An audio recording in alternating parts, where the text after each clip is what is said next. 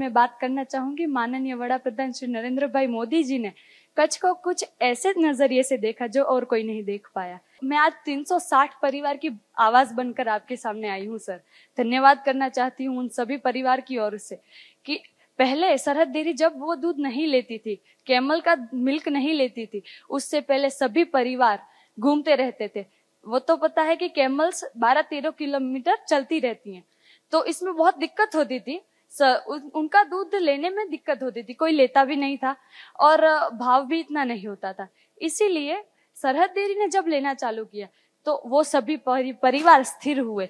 उनके स्थिर होने से हम सभी बाल बच्चों का भी शिक्षण में और सभी जगह बहुत ज्यादा प्रगति हुई है हमारी। इसीलिए मैं धन्यवाद देना चाहूंगी उस वजह से कि हम 360 परिवार आज स्थिर होकर स्थायी जीवन जी रहे हैं। और सरहद डेयरी का एक मैं पॉइंट भी बताना चाहूंगी सर। कच्छ के अंदर चार कैमल मिल्क की डेयरियां हैं, तो हमारे यहाँ सभी कोड ऑनलाइन होते हैं। तो क्या होता है कि ऊंट तो 12-13 किलोमीटर चलती रहती है, वो कहाँ पर रुकती नहीं है।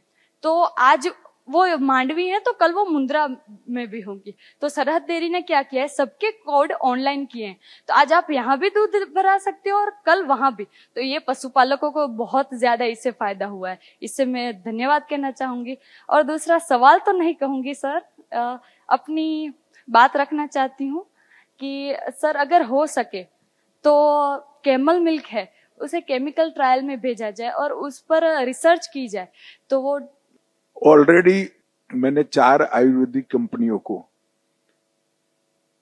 ऊंटनी के दूध की औषधीय गुण जो है और कौन कौन से इसके गुण किस रोग के लिए काम आ सकते हैं, इस पर बहुत डिटेल रिसर्च चल रहा है। 4 कंपनियों का चल रहा है और उसमें से एक कंपनी ने तो इसको पूरा भी कर लिया है, बाकी 3 का भी समाप्ति की ओर है। उसके बाद देश भर के ऊंट पालन करने वाले क्षेत्र वैसे बहुत कम है, मगर सब जगह से ये मिल्क को कलेक्ट कर कर उसका औषधीय गुण का उपयोग कर कर अनेक गुना रेट कैसे मिल सकता है ऊंट पालन करने वालों को, वो हम एक योजना राजस्थान सरकार और गुजरात सरकार दोनों मिलकर बनाने हैं। मुझे नागौर से 3 साल पहले किसी का पत्र आया था कि हमारी ऊंट की प्रजातियां लुप्त हो रही। उस वक्त मैंने ये आयुर्वेदिक कंपनियों को कहा था और उन्होंने करा।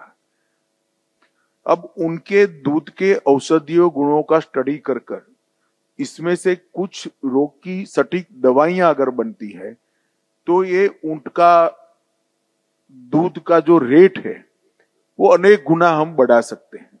और जब ऊंट पालन और ऊंटनी के दूध का रेट बढ़ेगा तो स्वाभाविक रूप से नस्ल संरक्षण में हमें बहुत फायदा होगा। नस्ल संरक्षण के लिए भी राजस्थान सरकार अभी वैज्ञानिक तरीके से किस प्रकार से नस्ल का संरक्षण और संवर्धन दोनों हो सकता है, इसके लिए भी बात कर रही है।